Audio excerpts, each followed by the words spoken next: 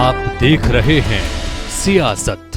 हाल ही में गुजरात के नए मुख्यमंत्री बने हैं भूपेंद्र पटेल, लेकिन राजनीतिक एक्सपर्ट्स की माने तो भूपेंद्र पटेल मुख्यमंत्री बनने की रेस में थे ही नहीं, लेकिन फिर भी विजेता बनकर सामने आए हैं। कुछ का मानना है कि आरएसएस के खास होने के कारण ये सब हुआ, या फिर पाटीदार समाज से आने के कारण ये हुआ है। लेकिन हरि अनंत हरि कथा अनंत, किसी भी घटना को सैकड़ों नजरियों से देखा जा सकता है।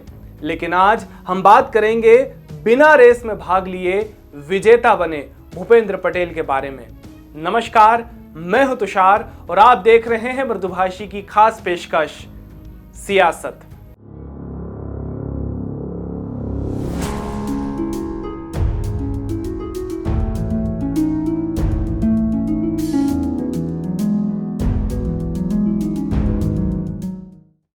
भूपेंद्र पटेल गुजरात की घाटलोडिया विधानसभा सीट से वर्तमान में विधायक हैं।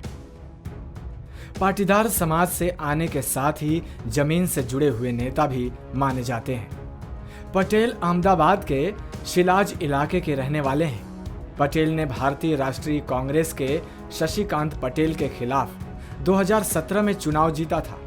इस चुनाव में पटेल 1,17,000 वोटों से जीते थे। इस चुनाव में बीजेपी के लिए गुजरात के किसी भी निर्वाचन क्षेत्र के लिए सबसे बड़ी जीत थी। इस सीट से पटेल चुनाव लड़े थे। यहां से पहले पूर्व सीएम आनंदीबेन पटेल जीतती रही हैं। इससे पहले Bhupendra Patel Ahmedabad urban development authority के चेयरमैन भी रह चुके हैं।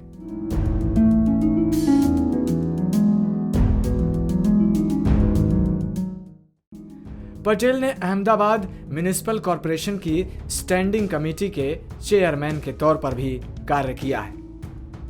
भूपेंद्र पटेल लंबे समय से राजनीति से जुड़े हुए हैं। सामाजिक और राजनीतिक तौर पर अच्छा अनुभव रखते हैं। साल 1999 से 2000 तक पटेल स्थायी समिति के अध्यक्ष और मेमनगर नगर पालिका के अध्यक्ष थे।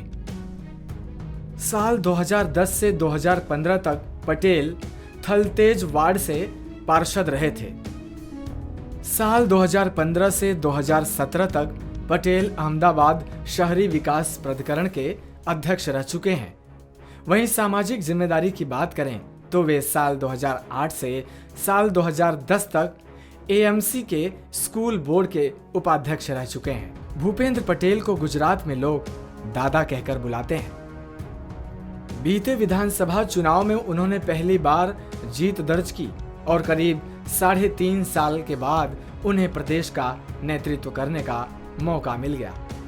पटेल पाटीदार संगठनों सरदार धाम और विश्व उमैया फाउंडेशन में ट्रस्टी भी हैं। ऐसे में पाटीदार समाज को रिझाने में वे बड़ी भूमिका निभा सकते हैं। गुजरात विधानसभा चुनाव में महज 15 महीने शेष रह गए हैं। अगले साल दिसंबर में चुनाव संभावित है। गुजरात बीजेपी का गढ़ रहा है और बीजेपी के लिए अपना गढ़ बचाए रखना चुनौती है। पिछले चुनाव में पाटीदार आंदोलन और कांग्रेस से कड़ी टक्कर मिली थी। इस बार चुनौती ज्यादा न हो, इसलिए किसी पटेल नेता को लाना जरूरी था। इसे देखते हुए भूपेंद्र पटेल को लाया गया ताकि पाटीदार समाज में बीजेपी की आवाज पहुंच सके।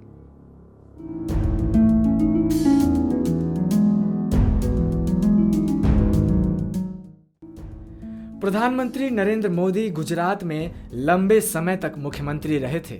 उसके बाद वे केंद्र की राजनीति में आ गए और अपने विकल्प के तौर पर आनंदीबेन पटेल को पहली महिला मुख्यमंत्री बनाया।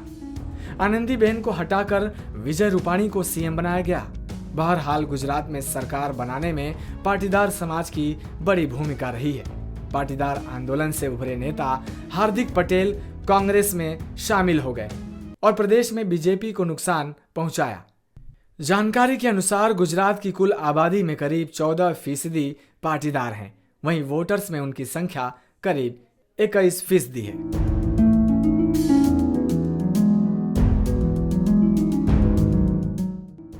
ये थी गुजरात के नवीन मुख्यमंत्री भूपेंद्र पटेल की सियासी यात्रा। ऐसी ही राजनीति से जुड़े किस्सों और कहानियों के लिए आप देखते रहिए मृदुभाषी का खास कार्यक्रम सियासत।